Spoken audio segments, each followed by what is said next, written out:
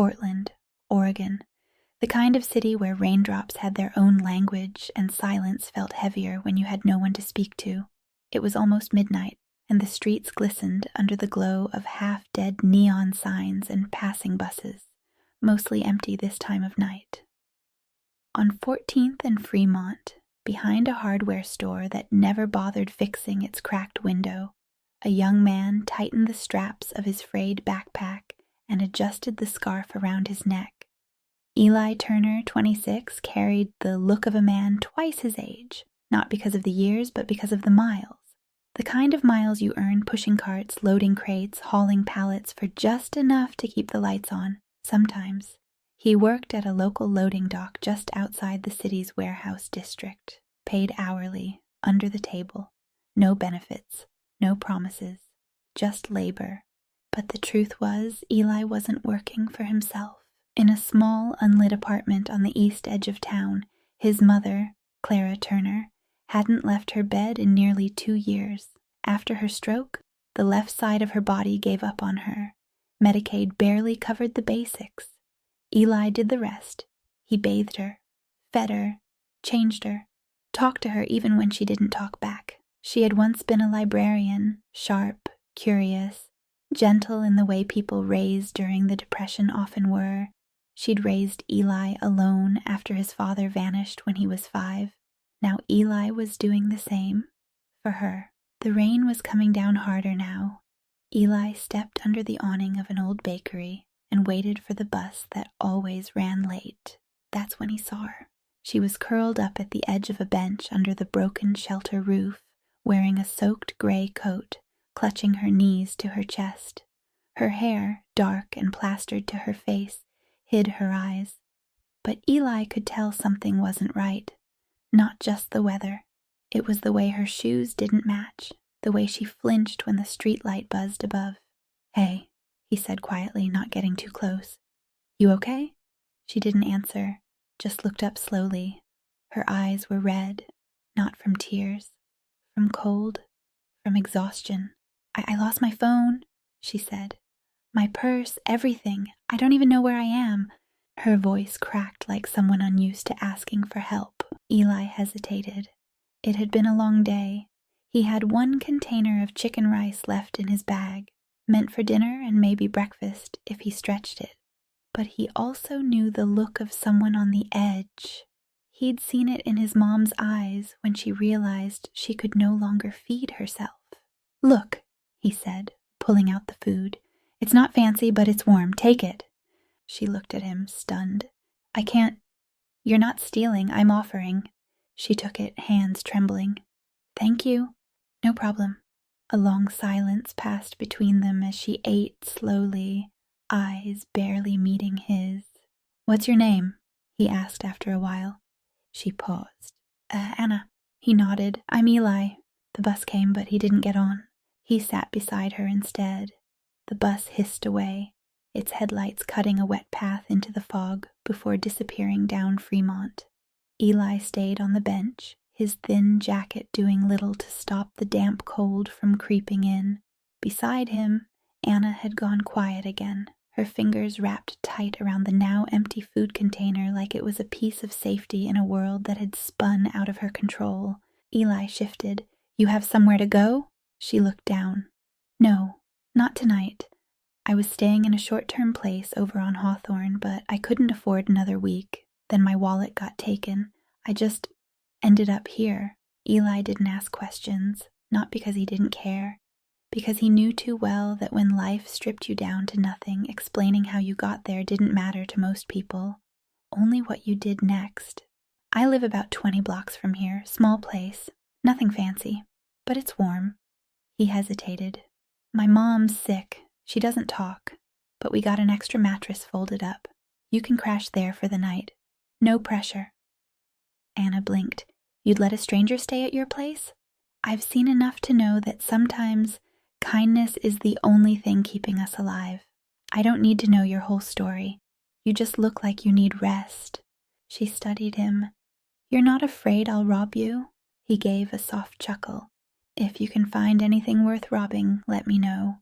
They walked the 20 blocks together in silence, her steps slow from fatigue, his steady. The streets were mostly empty, save for the occasional distant siren or the shuffle of a late-shift janitor heading home. Eli's apartment was on the 3rd floor of a narrow, old building with peeling green paint and a cracked stairwell. He unlocked the door gently. Inside it was quiet, clean but sparse.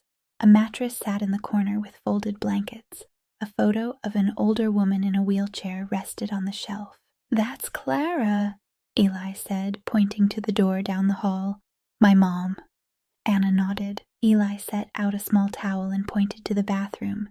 "There's soap and a clean shirt in the cabinet. Use whatever." She stared at him, then finally said, "You're not like most people." He didn't respond, just said, "Sleep. We'll figure things out in the morning." Morning came gray and early. Portland never seemed to wake fully. It just sighed into another wet day. Eli slipped on his worn boots and scarf, packed his empty lunchbox with nothing but a bottle of water and an apple. He'd given Anna the rest of his food. As he reached for the door, he paused. Anna stood in the hallway, eyes down. "Thank you for last night." He nodded. "You can stay. Just keep the door locked if you go out." Then he left. That day, Eli was slower than usual at the dock. His forearms burned from unloading heavy metal sheets. The boss, a narrow-eyed man named Harlan, noticed. "You look like hell, Turner." Eli wiped sweat from his brow. "Just a rough night." "No rough nights here. You got quota or you go." By noon, he was a step behind. By 2, he dropped a crate. It wasn't major, but it was enough. "You're done," Harlan growled. "What?" "You heard me. This ain't charity. Pack up." Eli stood there, stunned. Not because he'd been fired. That happened. But because he'd known this might happen, and he still gave his food away, still stayed behind. Back home, he didn't tell Anna. Instead, he smiled weakly, said he got off early, and heated a can of soup. She ate in silence, watching him. Later that night, after he thought she was asleep, she heard the floor creak. She peeked from the hallway and saw Eli standing over his mother, adjusting her pillow, brushing her hair back. "Sorry, Ma," he whispered. "Didn't mean to get fired. We'll figure something out." Anna felt something tighten in her chest. By the time the week was over, Anna was gone. Eli woke up one morning, and she simply wasn't there. No note, no trace. The folded blanket still held the shape of her body, and the mug she'd used the night before sat washed beside the sink. But she was gone. He searched a few nearby shelters, then checked the corner store where she'd gone to buy toothpaste 2 days before. But nothing. And then he stopped searching, because life didn't give much space for hope when rent was due, and your mother's medication was running out. Eli found temporary work, loading supplies at a rundown hardware shop on the edge of the city. The pay was worse. The hours were shorter. But he didn't complain. Each day he'd carry boxes, sweep dust from aisles, and return home to feed his mother spoonfuls of soup before falling asleep on the floor. Still, he thought about her, the girl with the tired eyes, the one who said thank you so softly it felt like a secret, who didn't ask for anything but left behind a silence that echoed in his tiny apartment. And he never knew her real name. Somewhere across the city, Anna Wexler, CEO of a major logistics firm newly relocated to Portland, sat in a hotel suite staring at a blank laptop screen.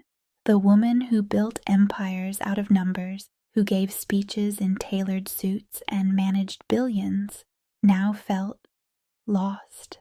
The experience that night in the rain, the warmth of lentil stew in a dented plastic container, and a man who gave her shelter when he had so little, had changed something in her. She had gone off the grid after a personal meltdown, a canceled engagement, a toxic merger negotiation, and a father's death, all in the span of 6 months. She needed to disappear. But she hadn't expected to be found, even briefly, by someone like him. Anna tried everything. She posted anonymously on local community boards, Reddit threads, even hired a private investigator. But all she had was a first name and a vague neighborhood.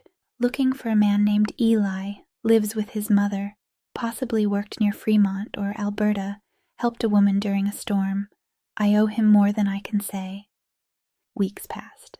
Nothing, and then one afternoon, while touring her company's newly renovated downtown headquarters, where she'd returned to duty under tight security and a cold facade, she stepped into the main lobby and saw him.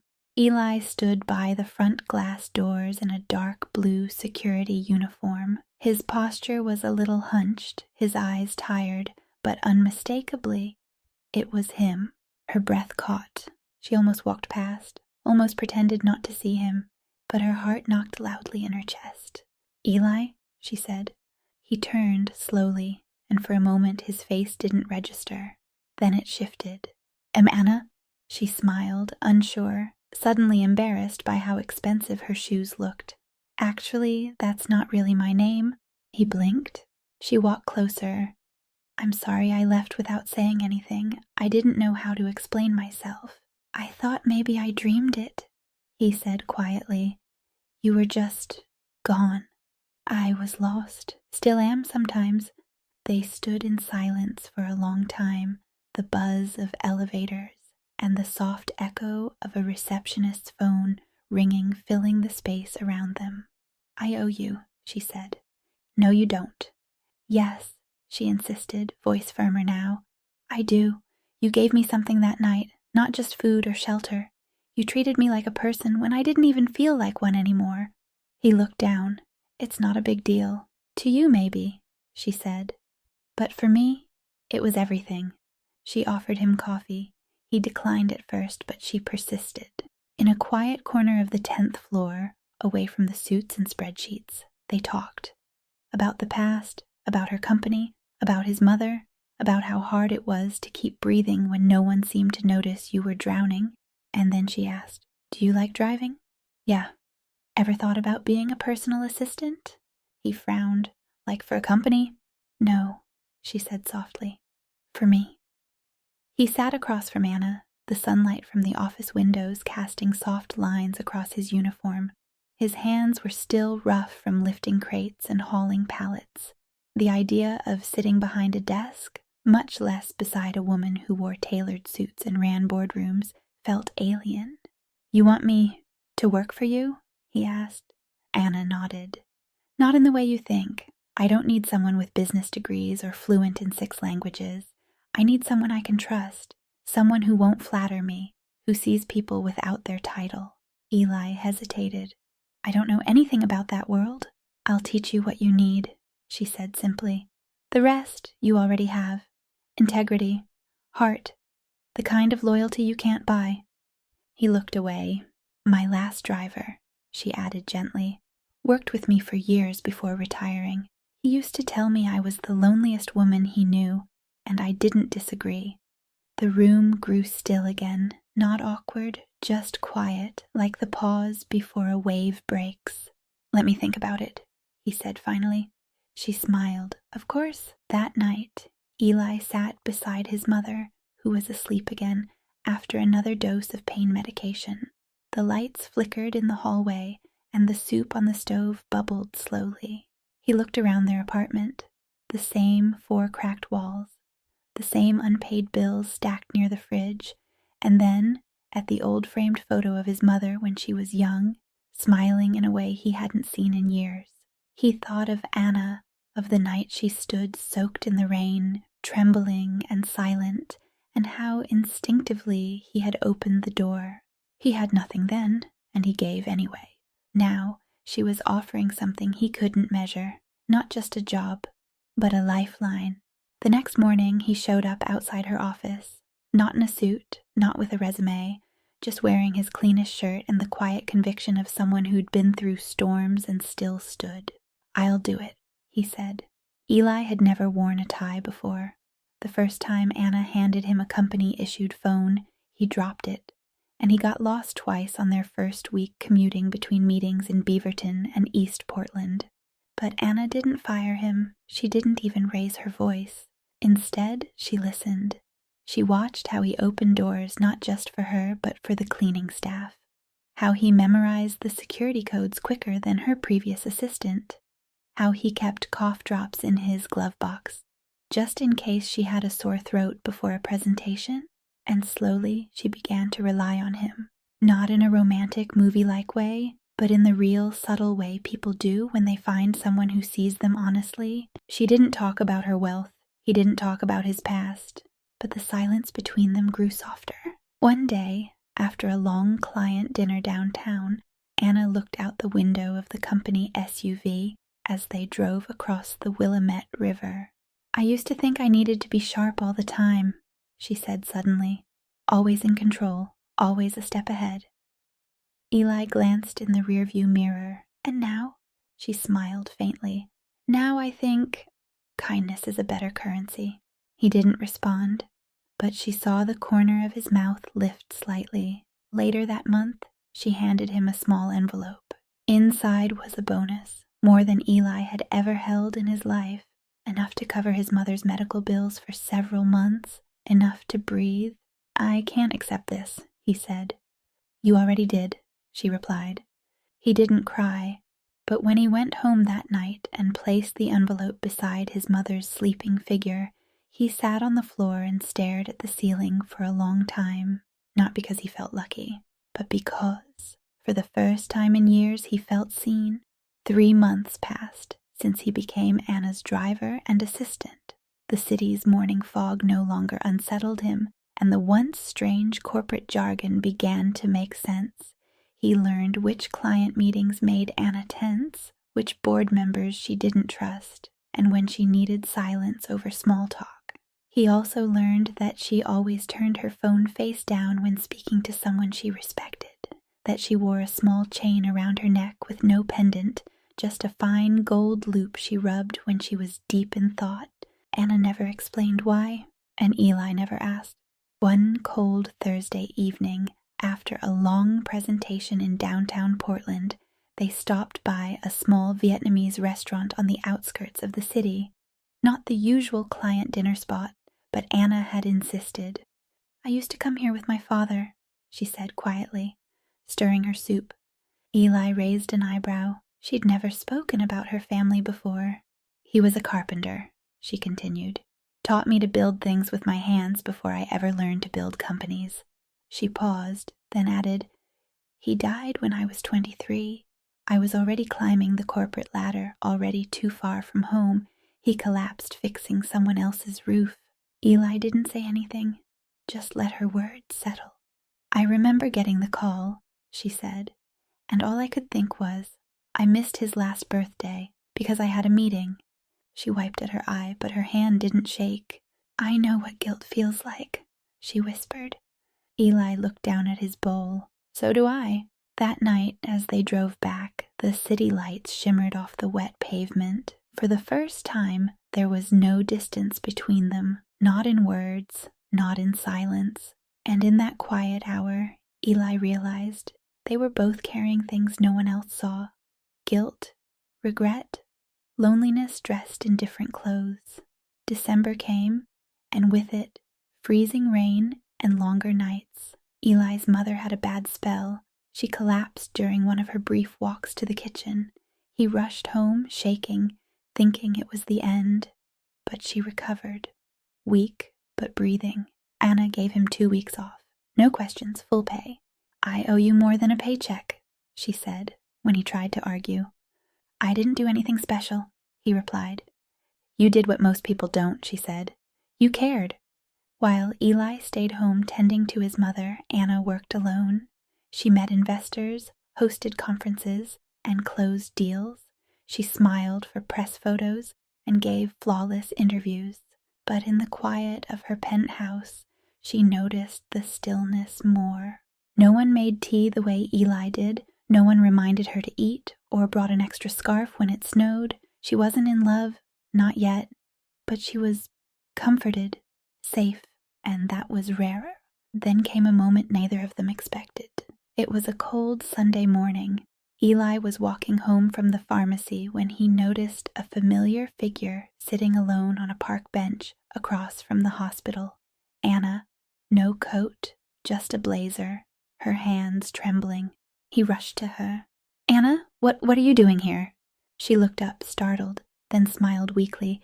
I didn't know where else to go. He sat beside her, close enough to share warmth, far enough not to intrude. I signed away a factory today, she whispered. A branch my father built. I had no choice.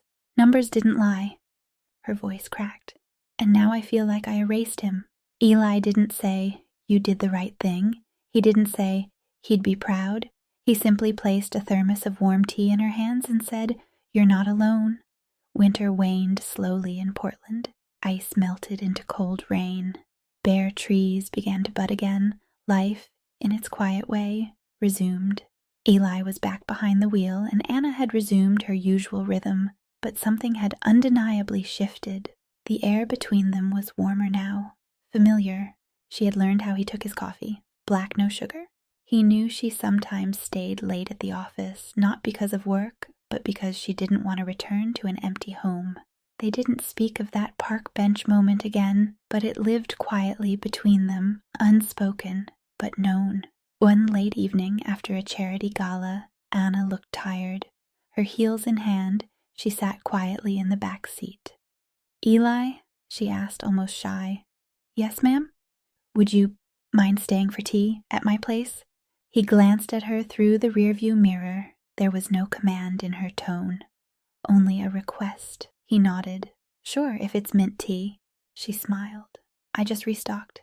That night, over tea and soft jazz playing from her record player, Eli noticed the books lining her shelves, all nonfiction, biographies, strategy, business. A single novel sat tucked on the end. You read The Little Prince? He asked, surprised. She smiled faintly. My father gave it to me, said it teaches more about people than any MBA. Did it? Still does, she whispered. That night when he left, Anna didn't walk him to the elevator. She just stood in the doorway watching him go, and when the door slid shut, Eli realized his chest ached, not from the long day, but from the quiet wish that she had asked him to stay a little longer. Weeks passed, days blurred, business deals closed. Eli's mother's condition stabilized. Time softened the edges of old wounds, but neither of them dared name what was blooming between them, until one Friday night, the city was drenched in rain, steady, hard, relentless. Anna had insisted on dropping by a former employee's art exhibit in the older part of town. She went alone, said she needed a moment of quiet. Eli waited in the car, as always, but when she didn't return after an hour, worry crawled up his spine. He grabbed an umbrella and stepped out. He found her in the back alley behind the gallery, her shoes in hand, her eyes red. It was his gallery, she said quietly. The intern I had to let go last year for budget cuts, and now, look at him. Eli didn't speak. He just held the umbrella over her head. I built my life around numbers, margins, returns. But lately, she laughed bitter. Lately I wonder if I lost too much on the way. Her voice cracked. What if I don't know how to be human anymore, Eli? He stepped closer. You gave food to a stranger on a bench. That was different. No, Anna, it was everything. She looked up at him, and for the first time, her armor was gone. No titles, no precision. Just a woman who had forgotten how to cry until she couldn't hold it in anymore. She leaned into his chest, and he let her, in silence, in the rain. That night, he didn't take her home. He walked beside her, soaked to the skin, through the city streets, wordless, shoulder to shoulder, two people rediscovering what connection felt like. The rain passed, but something stayed. After that night, Anna stopped hiding behind small talk. Her eyes lingered longer when Eli opened the door for her, her voice gentler when she asked if he'd eaten. And Eli, he started noticing the little things, how she always touched her earring when nervous, how she'd pause before saying goodbye. But he never crossed the line, not yet. One Monday morning, Anna handed him a plain envelope. Take the day off. Your mother needs you more than I do today, she said. Inside was an envelope of cash and a card with her handwritten note. For her medications. No need to return this. Eli stared at it, stunned. I can't accept this. You already did, she said. The night you gave me half your dinner. Eli didn't sleep that night. His mother held the card with trembling hands. She's not just your boss, is she? She's... He paused, unsure what to call her. She's someone who sees people. And she sees you? Days later, while delivering some documents to her office late at night, Eli overheard her on the phone, her voice soft, low, vulnerable. No, I haven't told him yet. I'm not sure how. He thinks I'm just a CEO, but he doesn't know what it meant that night. To be seen, not recognized. Eli paused outside the door. His heartbeat wasn't calm anymore. It all came undone one afternoon. A client emergency. Anna needed someone to drive her to a last-minute board meeting across town. Her executive assistant was out sick. Eli offered to help. In the meeting room, glass walls, long tables, executives in sharp suits, and Eli standing quietly by the door, waiting for her. The CFO glanced at him and said, Anna, your new driver's a little underdressed. But she didn't laugh. She stood. That driver, she said slowly, is the reason I'm standing here at all. I owe him more than any of you. The room froze. Eli's eyes widened. It wasn't embarrassment he felt, it was recognition. And Anna turned to him and said, in front of them all, This is Eli Carter. He is my personal staff, and starting Monday, he will be my full-time executive liaison and driver. They rode back in silence. In the back seat, Anna stared at the window. You probably hate me now. Eli didn't reply, until he parked in front of her condo and said, I don't hate you. Then what? He turned around, his eyes met hers. I'm just wondering when you were going to tell me who you really are. She sighed. I don't know. Maybe when I stopped being afraid that you'd treat me differently. He smiled faintly. I already did. The moment I realized I wanted more than this car between us. That night she didn't invite him up. But she said, Good night, Eli, with a softness that hadn't been there before, and he replied, Sleep well, Anna, like he meant it with his entire heart. Weeks passed. Eli's role shifted, no longer just a driver, not quite an executive, but something in between. Anna gave him a key card, a title, and quiet access to meetings he once thought were meant for a different kind of man, but with the raise came whispers. He's just a charity case. Someone muttered in the break room. I heard she found him on the street. Must be nice to climb without credentials. Eli never said a word, but he heard everything. That night at his mother's bedside, he asked softly, Ma, am I still myself? She touched his calloused hands. You are, Eli, but you've always been more than what the world called you. Then she added with tired eyes, Don't lose the boy who gave away his dinner. At work, Anna noticed the way he withdrew. You're pulling away, she said one afternoon. He looked at her. I don't belong in your world. Why do you think I stayed in yours? She asked. That shut him up. One late evening, as Anna waited in her office, Eli arrived with a small, hand-wrapped package. For you, he said. No reason, just, I remembered. Inside was a cheap sketchbook. On the first page, drawn in pencil, was her face. From the night she stood in the rain. You drew this? I used to draw when I couldn't afford anything else, Eli said. That night, you looked like someone trying not to disappear. Anna sat down slowly. I was, she whispered. I was trying so hard not to be seen as broken.